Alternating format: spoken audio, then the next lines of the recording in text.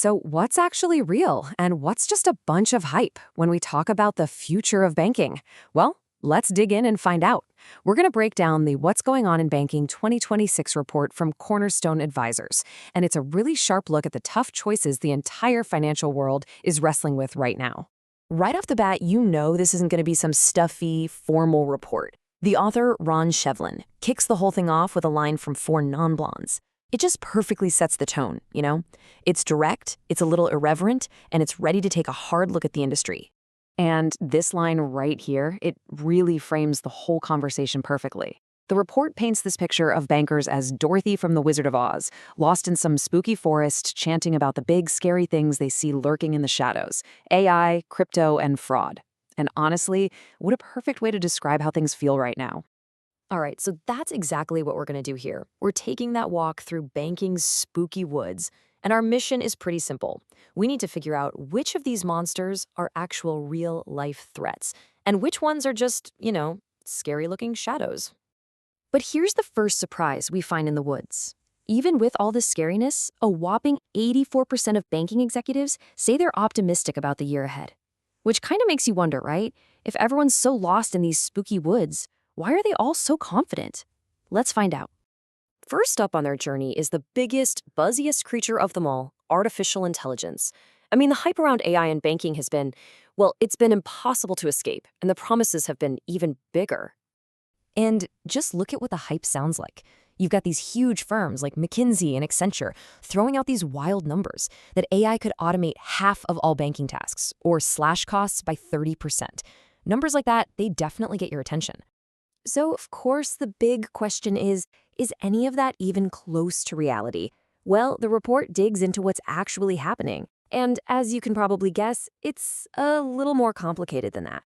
Now, on the surface, you see this chart and you think, wow, okay, things are getting better. The number of banks that feel their data strategy is very effective nearly tripled in just 1 year. That seems like a massive step in the right direction, doesn't it? Yeah, no, not so fast. The report's author comes right in and says, hold on, I'm just not buying it. And this is where we really start to see that gap between what people think is happening and what's actually happening. Because here's the hard truth. Your AI is only as good as your data. It's that simple.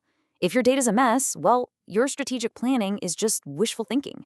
Your marketing doesn't work. Your credit analysis is shaky. Basically, without a rock-solid data foundation, any big AI project is pretty much dead on arrival. So instead of chasing these huge, hyped-up goals, the report lays out a super practical 3-step playbook. Forget the hype. Focus on what actually works right now. Use AI for knowledge management to help your staff find answers fast. Use it to automate simple, repetitive tasks. And use it to help your employees with their own productivity. These are the real wins. Okay, let's keep walking. The next shadowy figure in the forest is crypto. And if there's one area that's just filled with confusion and contradictions, this is it. There's a serious disconnect here. Just look at this. Only about 29% of banking execs see crypto companies as a real threat. So a huge majority, almost 3/4 of them, are basically shrugging their shoulders at companies like Coinbase, thinking they're in a totally different business. But while they're shrugging, look at what Coinbase has been up to. In just 1 year, they rolled out an everything app for finance, launched a payments platform, partnered with huge banks, and started building tools for big institutions.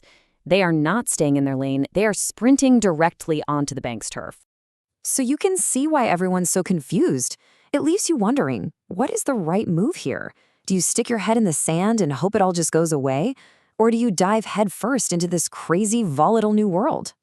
And this is where the report really clarifies things. It says, hey, you're all asking the wrong question. The debate isn't about stablecoins versus tokenized deposits. That's not the choice. The real strategic decision is to figure out what your specific customers actually need and then decide which of these tools, if any, can help you deliver that. All right, our final monster. This one is an old foe, but it's learned some scary new tricks.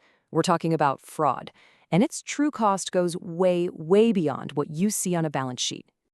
6 in 10. Just let that sink in for a second. 6 out of every 10 banks expect their fraud-related losses are actually going to increase in 2026. This problem is not getting better. It's getting worse. And here is that hidden cost.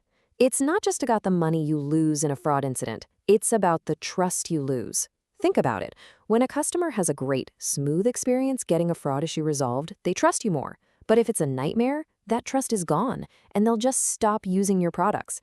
That experience is everything.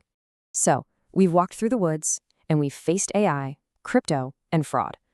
But it turns out, according to this report, none of them are the real monster. The biggest, scariest danger lurking in the shadows is something else entirely.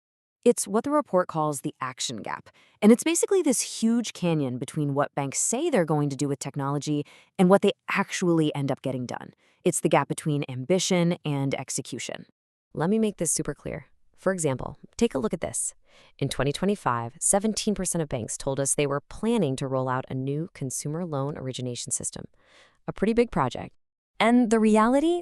Only 7% actually did it, not even half. That difference, that space between the 17% who planned and the 7% who delivered, that is the action gap.